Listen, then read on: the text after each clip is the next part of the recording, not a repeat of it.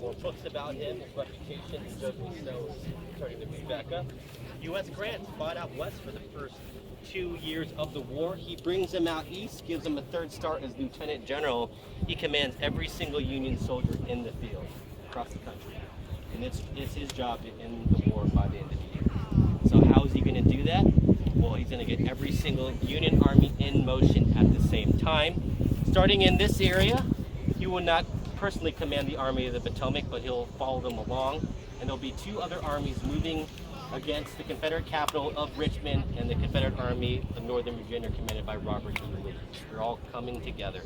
Three different locations. The job is to not only destroy Lee's army, but also seize the Confederate capital of Richmond and then go from there.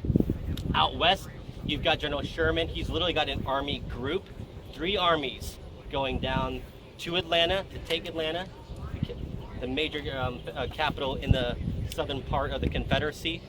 And then he's going to advance north through the Carolinas as march to the sea as well. And then he also got Union armies out along the Red River in Texas and Arkansas in that area as well. Every single Union army in motion at the same time. That's going to begin in May of 1864 in this area with the Overland Campaign, literally marching overland, which the Army of the Potomac does. 120,000 men strong, and they're going to fight for almost six consecutive weeks. And by that point, early June, they'll be outside of Richmond. They'll be outside of the major railroad center south of Richmond, Petersburg, Virginia. I'm sure a lot of you have been there if you are into the Civil War. That's what's feeding Lee's army and the Confederate capital of Richmond. Along the way, Grant's going to take about 50,000 casualties.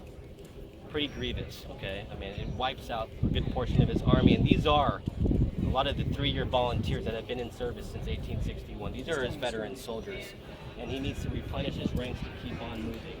And this is how we're going to get back to Abraham Lincoln. Because he's going to go to Lincoln, he's going to go to the War Department and say, I need more men to finish this war. And he's going to look right here, folks, the defenses of Washington.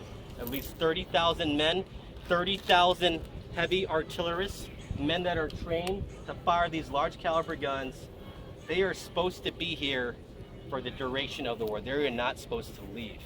They figured that out in late 1862. We need bigger guns. They added bigger guns. We need to enlarge the forts. They do all of that. This is the original fort right here. This was called Fort Massachusetts in 1861. When it was expanded in 1862, you get all of this. And this becomes Fort Stevens. Less than 200 yard perimeter, over 400 yards, almost 20 guns. Very strong fort, sitting right on top of Georgia Avenue right here, or the 7th Street Road, and that's the route we're going to be taking. So listen to this number. In May and June alone, 18,000 heavy artillerists are sent to the front from Virginia. Or excuse me, sent to the Virginia front from D.C. They strip the forts of its defenders. And in many ways, this reveals Abraham Lincoln's transformation or evolution as commander-in-chief. He realizes that. The first 2 years, he mandated to his field commanders that you had to leave a large force in D.C. to man the forts. Now he's like, you need them, take them. We need to end this war by the end of the year. Okay? So that's what's facing the Federal High Command. Conversely, from the Confederate High Command, notably General Robert E. Lee, what are they trying to do right now? They're trying to extend the war as long as possible. With the election coming up, they want to get the Lincoln administration out of the office. Perhaps with the new president, they can sue for peace and break off completely as a confederacy, their own separate country. That's what they're fighting for.